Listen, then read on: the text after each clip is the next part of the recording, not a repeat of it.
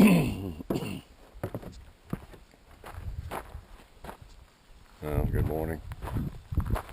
It's late 6:15 on the 11th of January. It's a Monday, and it's 57 degrees. Looks like this will have another beautiful day.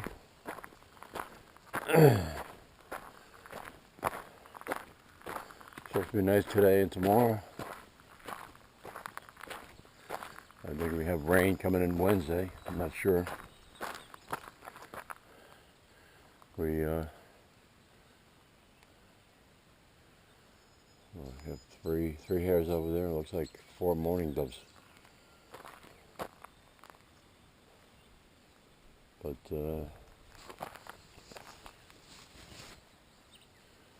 yeah. Last night around dusk, I was doing something on the computer. Rita had Sirius XM on the Alexa playing, and all of a sudden I heard coyotes off to the southwest. Turned the music off, and you could hear them. They were close. They were probably just beyond the tree line. Come on, buddy, what are you doing in there? So I called Rita. She came out in the bedroom and she heard them. Flynn heard them. And then they stopped. So I tried calling them, which got Flynn. He was jumping up and down. He was all over me, scratching my arms and everything.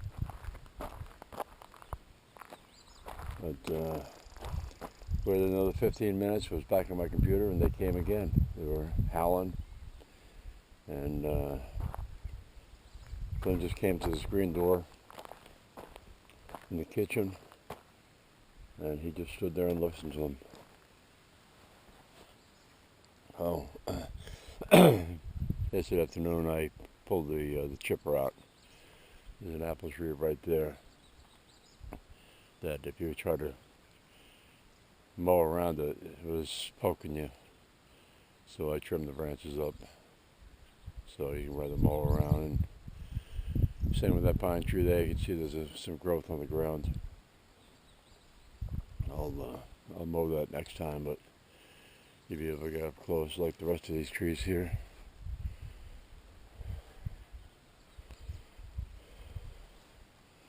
But yeah, coyotes, we haven't heard coyotes in a long time.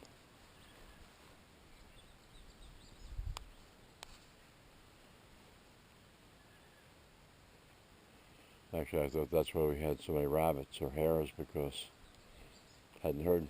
Whoa, this guy's gonna come up and say hello. Oh, I guess not.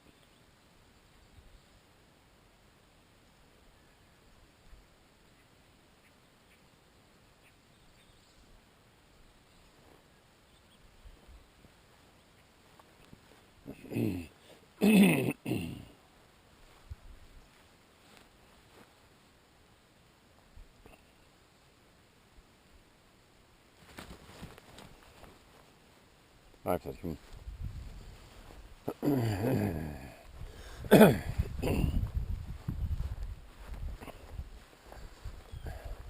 gonna change hands. He's pulling too hard. Okay.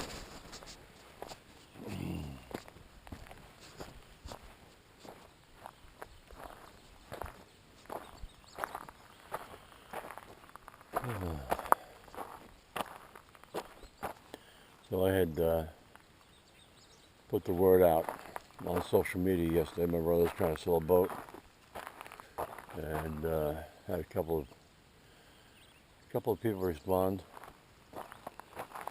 and then friends on Tar Ridge wanted a picture. Sent them the picture, and they said they'll be right up. So I took a run over there, and on the side-by-side. They got there a minute after I got there. They looked it over, pulled out the trailer hitch for their truck, and towed it away. So he's made room in his Quonset hut. He's going to have, he's got 2 garden tractors, riding mower kind of things that he's used. They just don't do the job that a zero-turn does. He bought a zero-turn last week, so there's no need for the 2 riding mowers. And the people who took the boat are interested in the newer of the 2 riding mowers.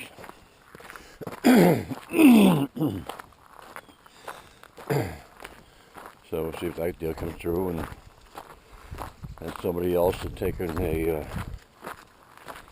steel, S-T-E-E-L, not S-T-I-H-L, as in chainsaws. Steel work box. It's a good sized box. Usually put them in the back of your pickup truck. My brother had that outside his work, outside his Quonset hut. He wasn't going to use it anymore, so a guy got that for free, and they came back later and picked up his small tractor that has an enclosed cab with a plow on it. So he bought that, got the toolbox for free.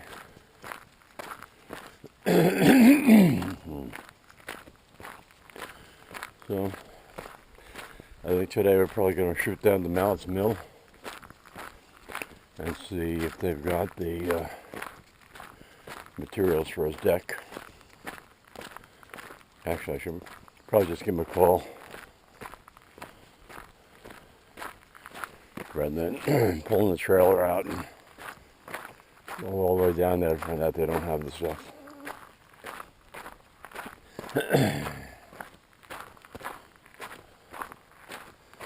Actually, Mallett's Mill will load up their truck and deliver it to you. Brian Mallett, good man. Well, I think the first of the mosquitoes are out. Going around my netted hat.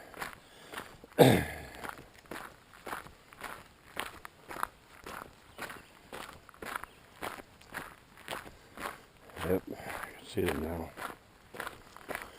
It's cooler down here at the bottom of the hill. The sun's not down here either. Yep. All over the front of the hat now.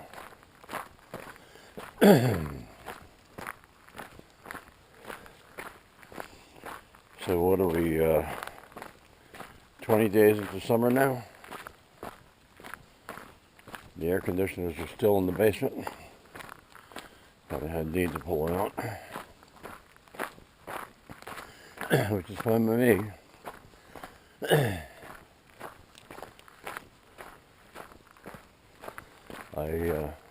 I dislike hot weather.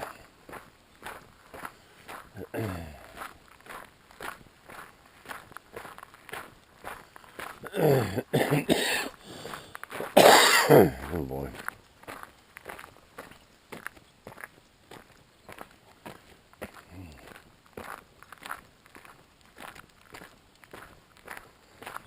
I'm going to go down as far as Ralph's driveway today. Turn around and go back. Flynn took care of business yesterday evening. Got a nice walk down the north driveway and back around the path that goes along the tree line.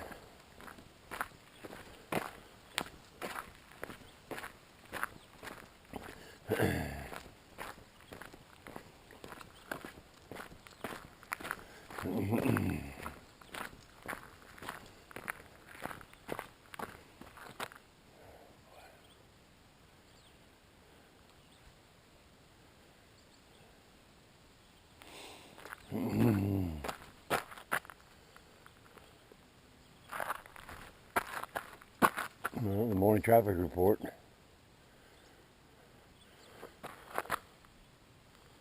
No delays. No construction. No accidents. Be a good commute. For those of you who commute, I don't.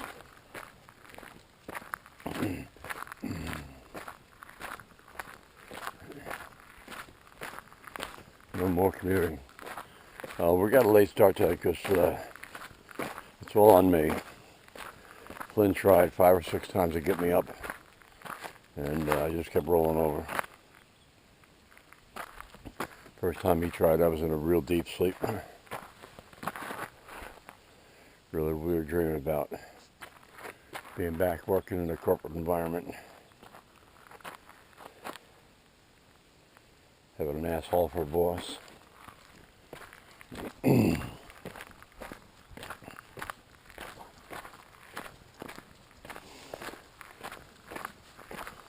Yep.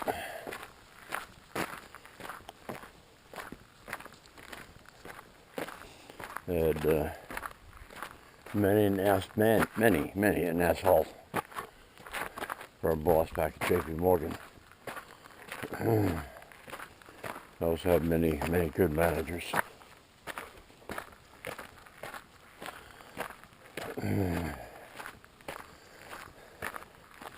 Nick Botta was one of the assholes. Nick Botta, I worked in the custody department, and in I guess 72. I started working there at 70, and I cut my hair short. Because the employment agency I went to said I needed a good short haircut. I got hired by JP Morgan, went down there. Started work in October 5th, 1970. And first day of the job was in the mailroom. Started in the mailroom. You know, the classic story, you get your start in the mailroom. Started in the mailroom, and there were 2 guys with long hair. And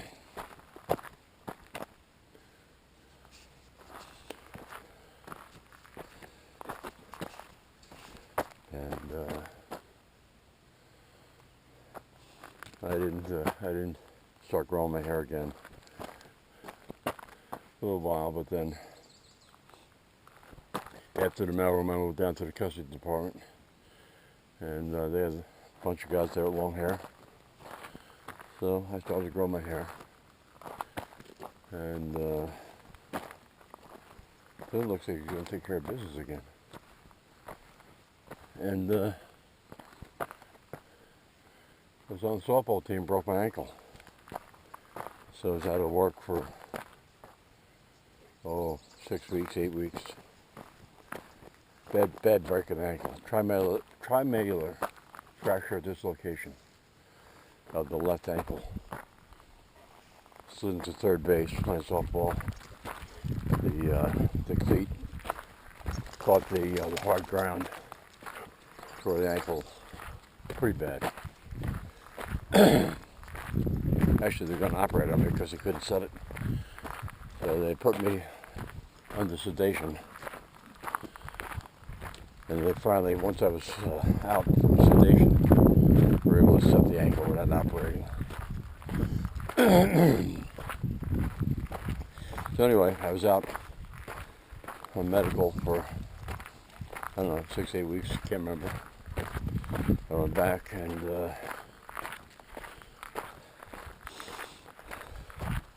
Nick Botta told me that I was up for a raise, but he couldn't get me a raise because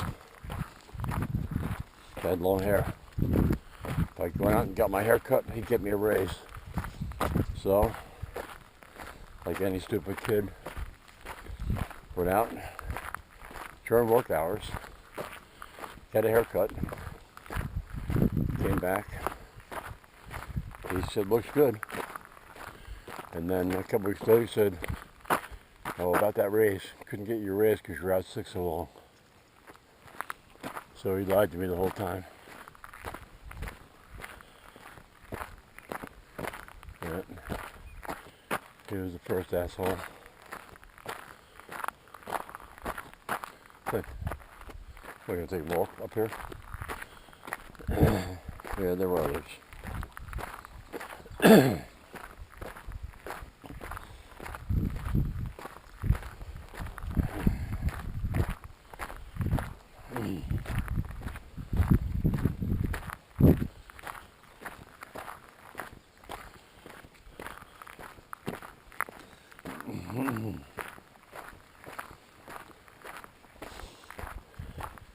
Yeah, the next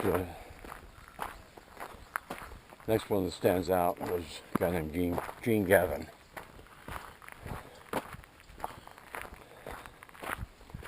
Gene was an administrator, an account administrator. Where she basically sits on the phone or meets with clients.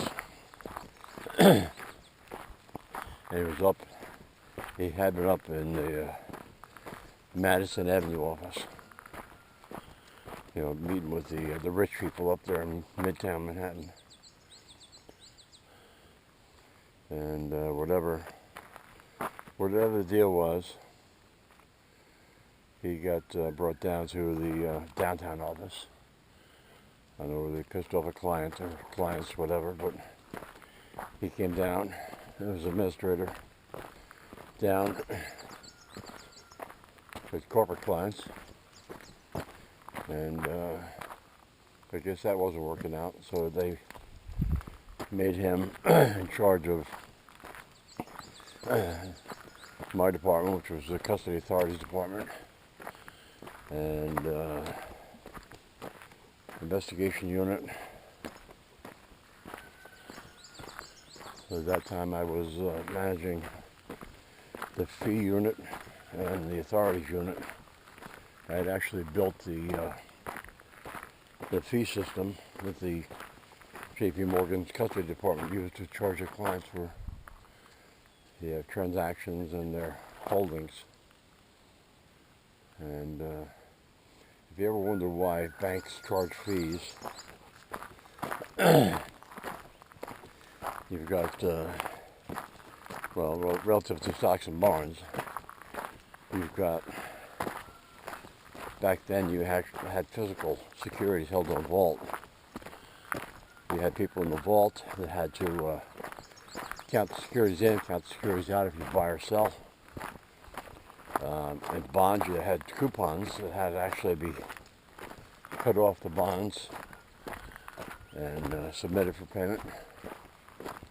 Either monthly, quarterly, semi-annually, or annually. So you had a whole bunch of people down there pulling bonds off the shelves, cutting coupons.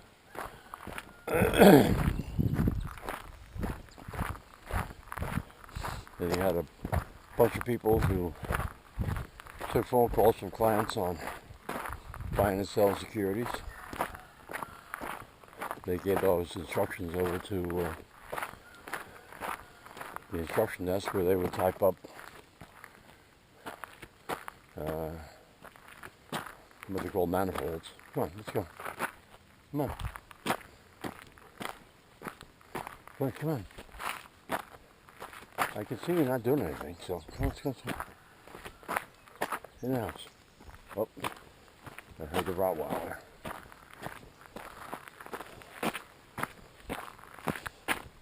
In the house. In the house. Come.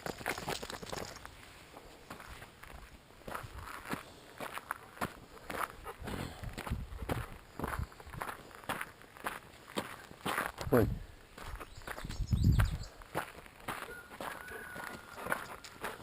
No, Flynn. Sorry about the video. So yeah, you had several hundred people involved in just servicing securities, receipt, delivery. It was a whole thing.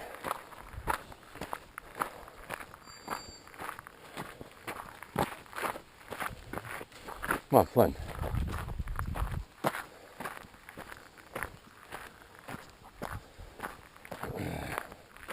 I shouldn't have gone up here. Come on, in the house. Come on.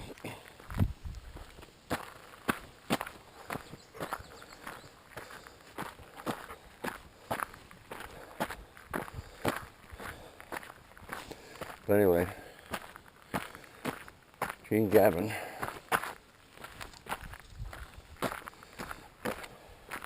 I guess flunked out as an administrator. I just had to manage a couple of groups of people. So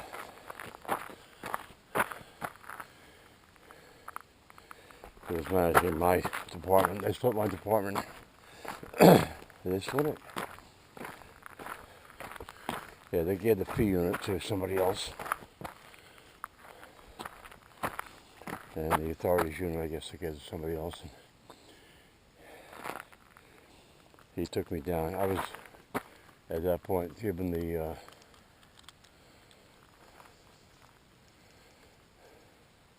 throwing black here, but the IBM computer was just coming out at the time. So since I had built the P system,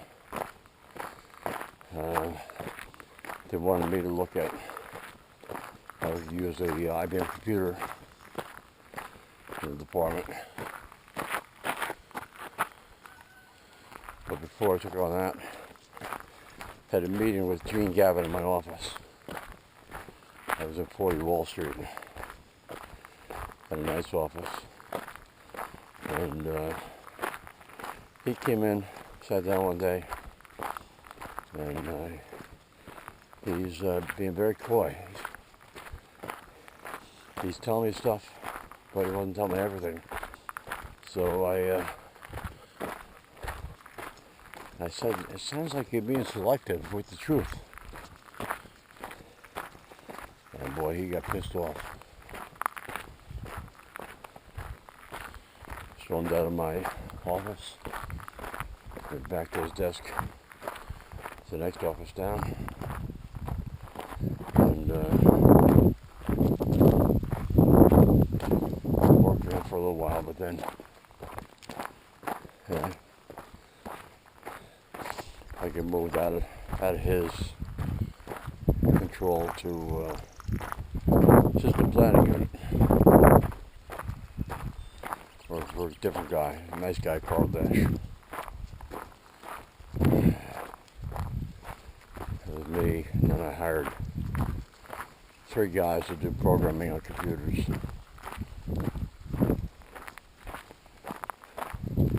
Jerry Schnitzler, Ben Ing, and Lou Fantozzi.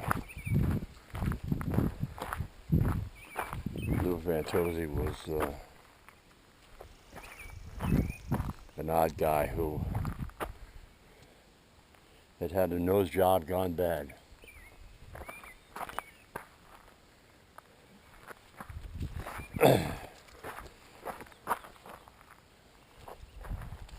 He was a heavy smoker. He actually burned holes in we had fabric walls on the cubicles. His cigarettes would fall out of the ashtray and burn holes in the wall. Fortunately, I guess the material wasn't flammable. It just, oh, let's see if this guy says hello.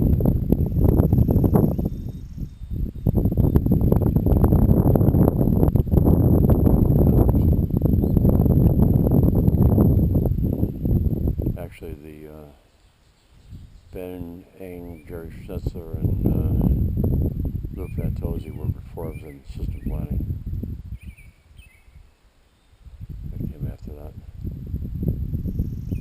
And they were interesting times. Back to Gene Gavin. IBM came out with, they had the PC, which was the 5150, I think, dual floppy drive. Then they came out with the 5160, which had a 10 megabyte hard drive. And Gene had been working with Gene. Gene passed me down to a guy named Hans Wenzel. So Gene, Hans Wenzel, and I went down to IBM on Water Street, and we saw the IBM XT, the hard drive, 10 megabyte hard drive. So I recommended we buy that. Hans Wenzel and Gene Gavin knew nothing about computers. So I said, let's go with the XT. It's faster. I think at the time it was 29 or 39 times faster than a floppy disk. But they didn't take my recommendation. They said there's all that data, there's no way to back it up. So we went with 5¼ inch floppy drives. Yep.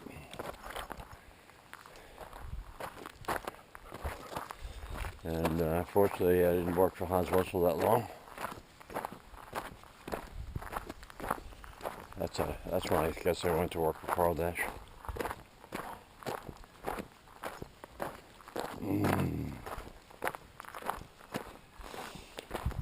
Oh boy. Yeah, interesting times. IBM PC, the XT, the AT, PS2, with their micro-channel architecture.